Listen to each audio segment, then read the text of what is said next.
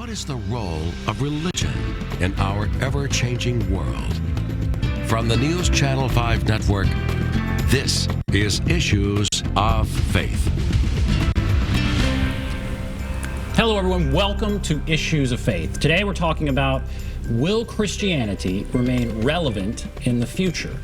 That is the question that was asked by Reverend Clay Stauffer in a recent op-ed in the Tennessean. We're happy to have him here and discuss that interesting question. Reverend Clay Stauffer, thank you for being here. Good to be back, Ben. Always great to be with you. Senior pastor at Woodmont Christian Church. So we appreciate you coming on. And I enjoy seeing your articles in the Tennessean. This one was one that you wrote right at the start of the new year. Yes. And you say one of the questions many ask as we begin the new decade is whether or not Christianity will remain relevant and vibrant in the future. You say research continues to show that many young people consider themselves spiritual but not religious. And so you take it from there. When you ask young people that, what are they saying? Well, there's lots of research, Pew Research, that says the fastest growing religious group in our nation are the nuns, N-O-N-E, the nuns. They do not affiliate with any religious tradition, and they say, I'm spiritual, but I'm not religious. And we've all heard that. So then the question is, well, what does that mean? I happen to believe that you can't be religious without being spiritual. I think those two go hand in hand. But what you hear is they will say, oh, the church is hypocritical.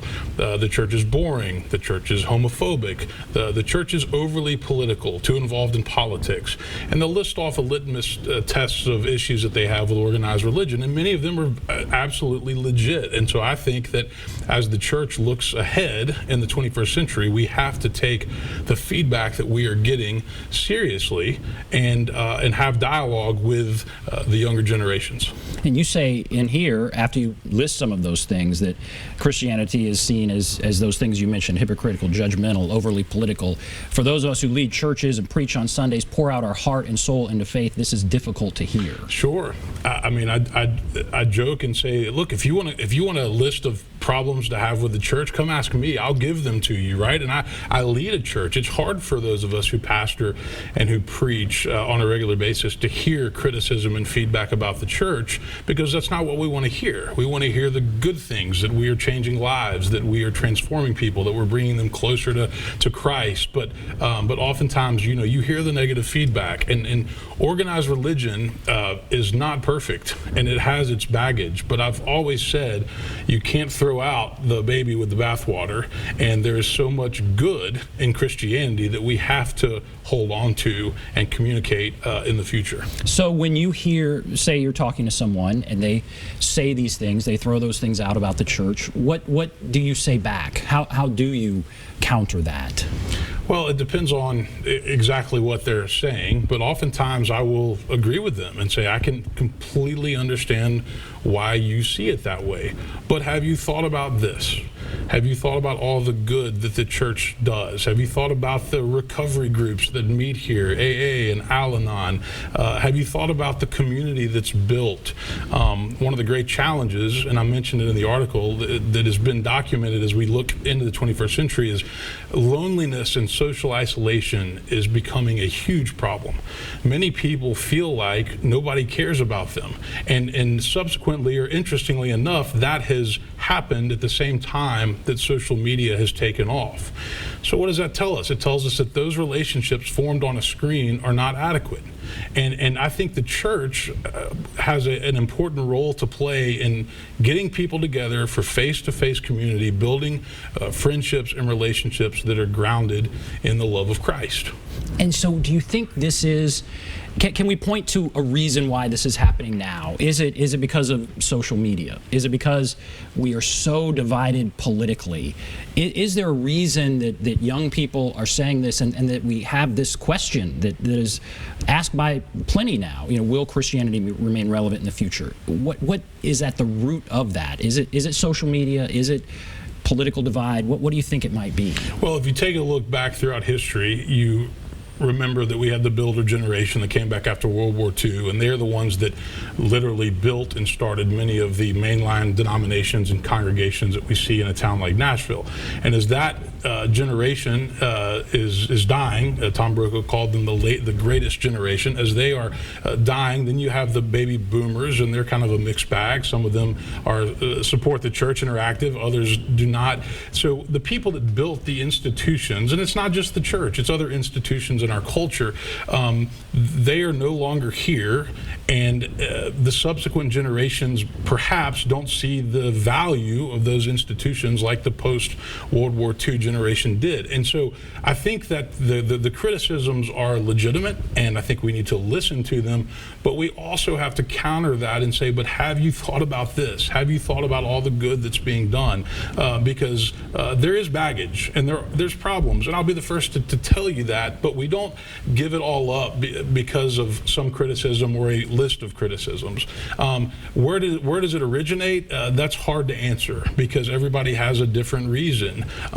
Some people would say, I had a really bad church experience, or they might say, my parents drugged me to church every Sunday, whether I wanted to go or not, and really I didn't want to go, and then when I had the freedom, I wasn't going to go. There's all kinds of things that you find when you talk to people, and so you can't put your finger just on one thing. Interestingly enough, what you find with younger people is they might, for college or in their early adulthood, kind of get away from the church for a while, but then when they get married and they start having a family and children, they want to raise their children in the church. They want to give them those values that they had growing up, which is always something that's worth noting. Mm-hmm. Yeah, you do see that a lot. As far as the period we're in, I mean, we're doing this show the day after the State of the Union. Yep. There's going to be an impeachment vote today. Yep. You wrote this article right after Christianity Today had come out basically saying President Trump should be impeached. What the political climate we're in, how should churches navigate that? Yep. Because there is some young people do see there's a hypocritical side to right. churches supporting a president who has done this, and this, and others don't see a hypocrite. How should churches navigate that? The answer to that question is very carefully. I happen to believe that the polarization that we see in our politics for many years now has been bleeding over into our pews. And so what we find are, conservative evangelical churches, more liberal mainline churches, and so that polarization actually continues within Christianity. The church where I serve here in Nashville, in Green Hills, we intentionally try to have a big tent church. And that's where we acknowledge openly we are not going to agree on everything politically. We are not going to agree on Donald Trump and whether we like him or don't like him. We're not going to agree on Nancy Pelosi, but we are going to say that the love of Christ and the things that bring us together can still be greater than that which divides us. And if our world and Christianity in general cannot begin to get that message out, then I worry about what the future looks like, because the polarization is happening in the faith as well. So yes, you do. You pastor a large church in Green Hills. It has Democrats and Republicans. Do you think it is good for a pastor maybe not to make his political views known to everybody? Is that even possible nowadays? It's really difficult. I've always considered myself a moderate, and nowadays when you tell people you're a moderate, they say, oh, well, that's a cop-out, you don't stand for anything. It's like, no, I actually represent the group that needs more of a voice in this culture, because most people that are watching this program are probably caught somewhere in the middle. They recognize that something is wrong, something is broken, but they don't quite know how we're going to fix it. And I think the only way that we fix it is we start giving candidates that have a more moderate message, where they will work together, they will compromise, meet in the middle, a chance to be in office. And that's not the direction that our country has been going for some time now. And it's toxic. I mean, Ben, you know this. It's toxic. It's broken. The State of the Union last night, the president doesn't shake the speaker's hand. The speaker tears the speech up after it's over. I mean, every time we feel like, okay, surely this can't get worse, it seems to get worse. And so what will turn that around? I'd like to think that Christians could demonstrate a better way. But the reality is, a lot of times Christians are a part of the problem, and faith is used as a tool for polarization. And that's discouraging. And so you study this and you go to conferences, and what is the collective sort of understanding, I guess, among fellow pastors? Is there a school of thought, well, I'm gonna state my political views, and I'll get a bunch of like-minded people to come, and our church will be just fine, and you could have that on both sides? Or is the prevailing thought, I'm going to stay out of it, and we're not going to go there? What do you see when you talk to other pastors? Well, what you see is different people that take different approaches, and so you will see people that will come down on one side of the aisle. Personally, I've never thought that is wise, even though ministers are absolutely entitled to their vote and their opinion.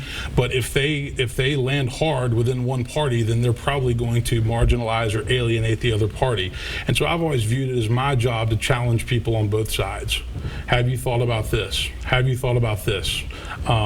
And we live in this world now where everything has to be black and white. There's not nuance, and yet life is full of gray. We know that everything is not simple and cut and dry. The other thing that I would say is, I think pastors that are able to bring church members together who have different politics, different social positions, different viewpoints, bring them together for conversation and let them realize that they're good, respectful people who just believe differently than you do, who just feel differently. I think that is a very healthy exercise, even though it's not easy. In fact, tonight at our church, I'm going to start a class that's on incivility. How can we talk through some of these things and do it in a civil manner? Because there just doesn't seem to be many forums in our culture for that to happen anymore.